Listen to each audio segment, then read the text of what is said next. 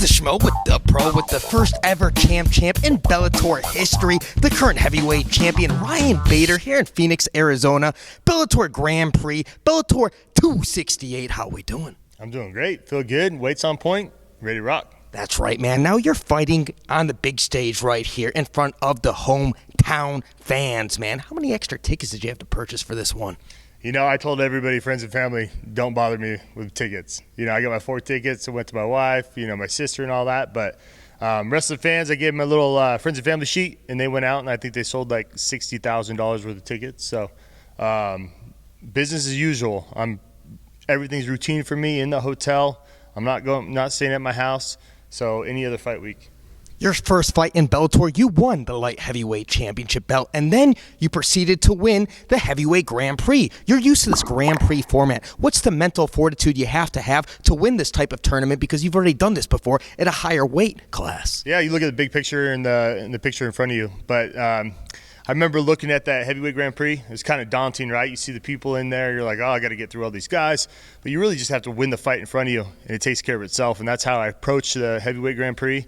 All right, we got this fight here. Let's go win that. Boom. And then all of a sudden I was in the finals, and I knocked out Fedor.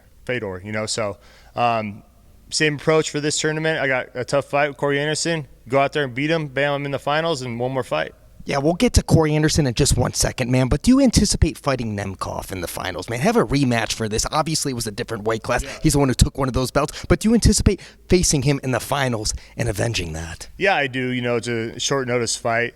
And so his original opponent fell out, Anthony Johnson. But I see him, he's good. And I see him moving on to the finals. I get past Corey here, and I would love that matchup. This whole thing was about redemption for me. I got that back with Machida, ended up taking a loss back in 2012.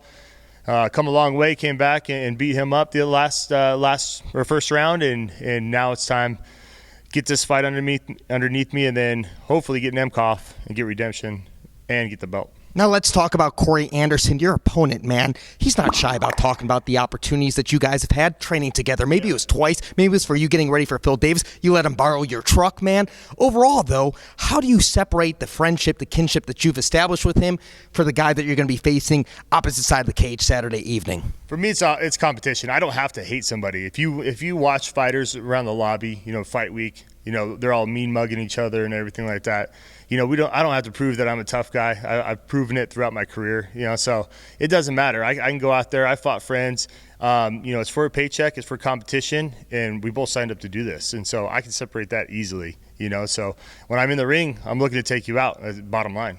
So obviously he talks about practice, but as Allen Iverson once said, it's practice. It's practice. Yeah, it's practice, exactly. Yeah, first off, I don't know what he's holding on to there. We went back and forth in sparring. Mind you, I'm in the middle of a training camp, dog tired. I get my ass whooped every week in sparring here and there. I'm a gamer. I show up when it's time to show up, and that's a fight. And then and to go around talking about that, it's kind of a scumbag move too. You're a paid sparring partner. You don't hear other guys, oh, I beat him one round in sparring here and there when we trained. It's just an unwritten rule that you don't do, which was kind of a weird move by him. So obviously he's known as the ground and pound. Both of you guys have great wrestling backgrounds, though. But why will you outshine him if this thing hits the mats come Saturday evening? Yeah, I have more power in my hands. I've proven one-punch knockout power. In my wrestling, I feel is superior in my MMA wrestling. If I get in a position where I can put you away and TKO you, that's my bread and butter.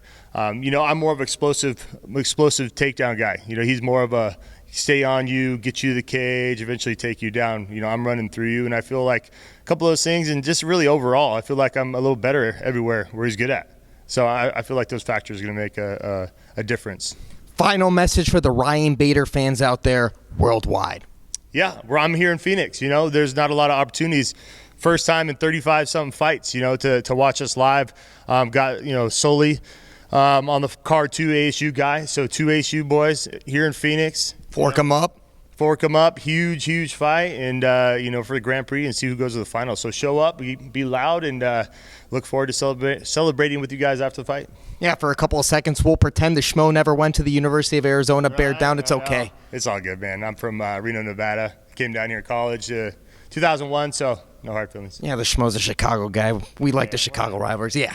He's the pro. I'm the Schmo. Bellator 268. We're out.